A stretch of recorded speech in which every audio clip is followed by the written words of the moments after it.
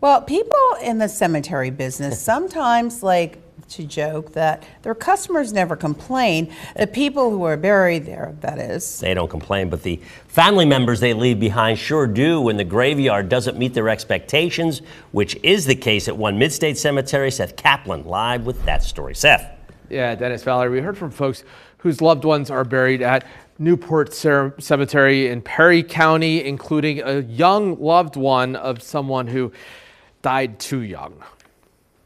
This is basically where I like to go when things trouble me, or if I just need to sit and talk for a couple minutes with my dad. He was Chris Smee. Friends and family affectionately called him Slippy. My dad was the goofiest and just best parent a kid could ever ask for. My dad normally called riding wind therapy. He loved it. 19-year-old Reagan Smee. And my mom had called and very much in hysterics and said, your father was in a very nasty motorcycle accident. Memorialized here. This is my dad's corner. And here. And we buried him in Newport Cemetery. Parts of which look like this. My grandfather had fought in World War II, and his medallion right here is almost completely covered.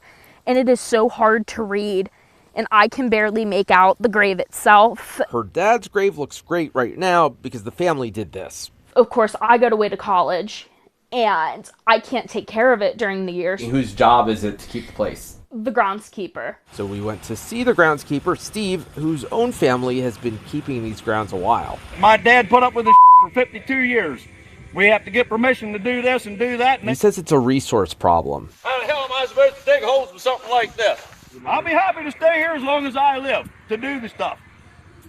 But if they say we're broke, where's the money going? The they he's talking about is the Cemetery Association. Adam Britcher is the president. He says the money isn't going anywhere because the crux of the problem is there really isn't any money. Just $17,000 in the bank, which would vanish long before they could do everything that needs to be done here. One problem? More and more people nowadays are getting cremated. This year alone, we've sold one plot of graves. Money from new burials used to pay for caring for old graves, but now there's basically no money aside from donations. Britcher says when people complain, he asks them to join him on the council. Most people, if not all, say they just don't want to. They're too busy. And then there's this vicious cycle where when people take care of their own graves, they put things like these river rocks and in some cases flags, which look nice, but which actually aren't allowed in a lot of the cemetery because the groundskeeper is supposed to be able to just mow over everything where the flat markers are because there's no money to do more precise landscaping.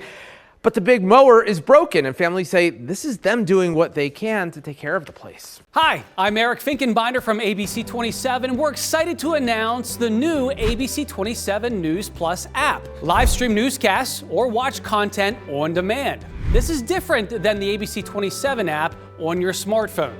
You can check this out at home, and it's very easy to use. With a Fire Stick, go to the homepage, scroll down to search.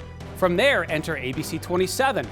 Move over to the apps, and there we are. Click the icon and install. It's just that easy.